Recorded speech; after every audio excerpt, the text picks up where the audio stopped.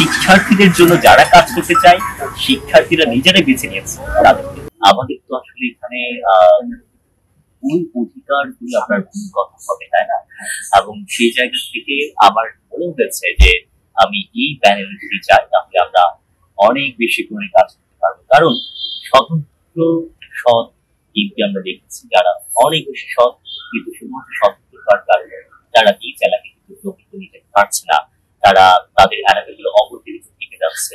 এখানে আপনার যদি একটা প্যানেল থাকে, শক্তিশালী প্যানেল থাকে, যে প্যানেলের যে জয় পাওয়ার সম্ভাবনা বেশি, সেই প্যানেলে আমি গিয়েছি। কারণ আমি এখানে কাজ করতে চাই। আমার শুধুমাত্র বয়সটা করতে হবে না, আমার এখানে কাজটা করতে হবে, তাই না?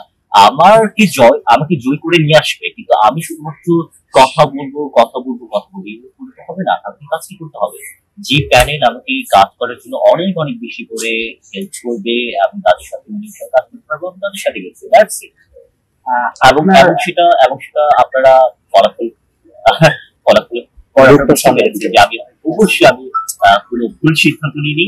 শিক্ষার্থীদের জন্য যারা কাজ করতে চায় শিক্ষার্থীরা নিজেরাই বেছে নিয়েছে তাদের। জগন্নাথ হলের মধ্যে আমাদের প্রায় 500 কাছাকাছি স্টুডেন্ট আছে, আমাদের কমিউনিটি বিভিন্ন কমিউনিটি আছে। তো আমাদের খাদ্যটা কিন্তু আলাদা করা যায়। আমরা তেল জাতীয় খাই না, আমাদের আপনার বলে টাইপের খাবার, আমরা সবজি টাইপের খাবার বেশি করে আপনার খাবার সেই খাবার খাই।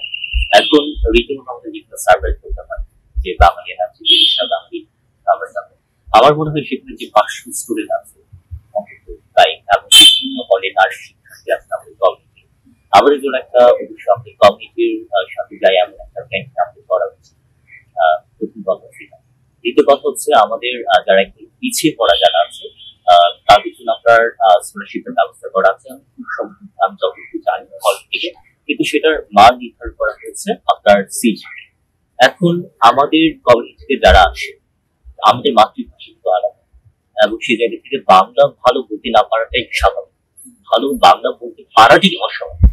তো সেই জায়গায় আপনার মাঝে মধ্যে আপনার সিজি খুব একটা বেশি ভালো না হতে পারে, এবং তাছাড়া একদম আপনার খুব একদম গরিব দুঃখী ফ্যামিলির থেকে উঠে আসার শিক্ষার্থী সংখ্যা অনেক বেশি। আমরা কিছুদিন আমরা দেখতে পাই 24-25 একজন শিক্ষার্থী ফাইন্যান্সে ভর্তি হয়েছেন, তিনি প্রথম ঢাকায় এসেছেন হোটেলে কাজ করার জন্য, সে এখন ফাইন্যান্স করছেন। সে কিভাবে চলছে, তার খরচ কিভাবে নির্বাহ হচ্ছে। মূলত আমি তো শুধুমাত্র আমার প্যানেলের সাথে কাজ করবো না, আমি তো যারা জয়ী হয়েছে, যারা জয়ী হতে পারেনি তাদের সবার সাথে মিলেমিশে কাজ করবো।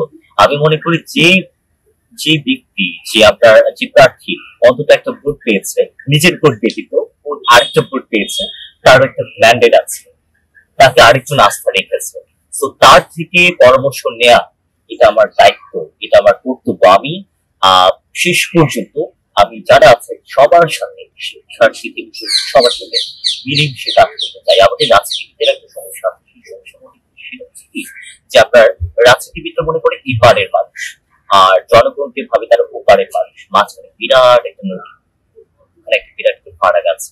আমি সেই ফারাকটা কমিয়ে আনতে চাই। আমি চাই এখানে আমরা একই পারে থাকবো, এপার ওপার না। আমাকে কেউ কেউ বলেছে যে আজকে জয়ী হওয়ার পরে হয়তো বা আপনার দেখা নাও পেতে পারি, আপনি আমাদের সাথে রেসপন্স নাও করতে পারেন, কেন ভাই? আপনি এইভাবে চলতে হবে। আমি কাজ করতে পারবো, দ্যাটস ওয়াই আমাকে আপনারা নির্বাচিত করেছেন। আমি আগে যেমন আমি অ্যাক্টিভ ছিলাম, আমাকে আরো তার চাইতে অ্যাক্টিভ করতে হবে। হচ্ছে এটা তো একটা শুধুমাত্র পদ বা পদ্ধতি না, এটা দায়িত্ব। এবং এখানের থেকে তো কেউ তাকে বেতন দিবে না, বা 1 বছর পরে তো আমি পেনশন সুবিধা পাবো না। সো এটা আমার কাছে একটা বিরাট একটা দায়িত্ব। সো সেই জায়গা থেকে কাজটা করতে হবে এবং সবার সাথে কাজ করতে হবে।